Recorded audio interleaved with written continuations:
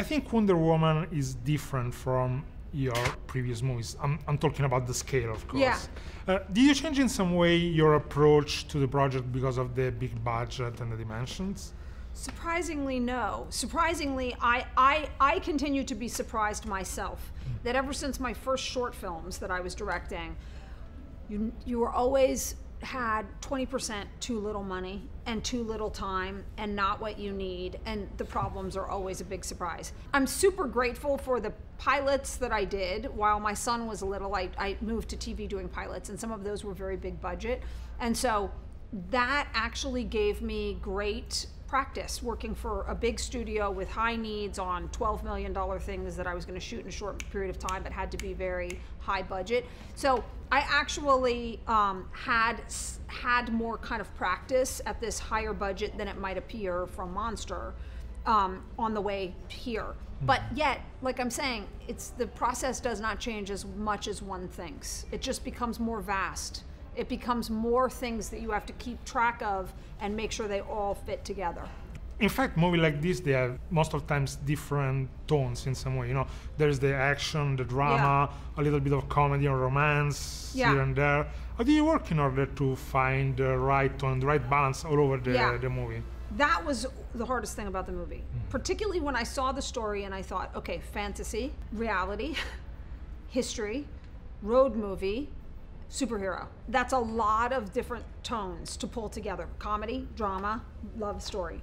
So I was extremely thoughtful about that. I had a great team of people working with me, and I pulled them into the fold, and we all sat and discussed what is it that we can all agree on so that it always stays a little bit pop, so that it's okay if someone steps out in a superhero costume, so that the colors all come together like a graphic novel a little bit, and so that it will bridge everything together. But it was not easy. That's the hardest thing about a movie like this, is not letting it suddenly become a historical piece and then suddenly it's fantasy and they don't fit together.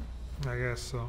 I also was really impressed by the soundtrack, the score, which is good. really empowering. How did you work with Mr. Gregson Williams in order to find the right tone for the music?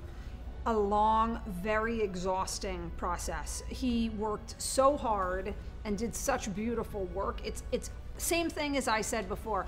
There are a lot of different tones to hit here, and they all have to come together in one score, and that one score has to track Diana throughout these different steps.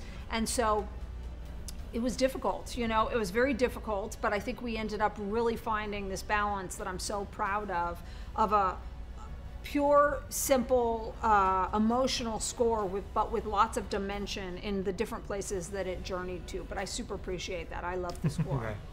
What I personally got from the movie is that Wonder Woman is not a simple battle of sexes, because otherwise it would have been maybe a little too lame. But the movie really shows how women, of course specifically Diana, they approach drama and tragedies like war in a much more deeper and sensitive way, in this way. How did you work on this side of the story? You know, I think that came naturally, possibly from my point of view of it, which could be informed by being a woman, I don't know. To me, the story that I was interested in telling here via Diana was the story of someone who wants to be the hero, who is young, and so they don't know everything yet. And they go into the world and suddenly they realize how complex, as many people do. Once you really go to try to save the world, why do so many kids want to be a hero and save the world? What happens to us all when we're adults? Well, it's not that easy. You can't just do this, and this is more complicated than you think, and all of this. This was a story of someone taking that journey from wanting to be a hero to realizing how complicated it is, and realizing that there actually cannot be a hero, that everyone has to be a hero, and everyone has to do the right thing because of what they believe in, not because the world deserves it.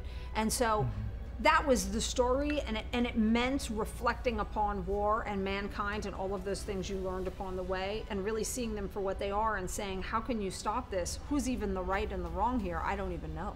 That was the story that I really set out to tell here.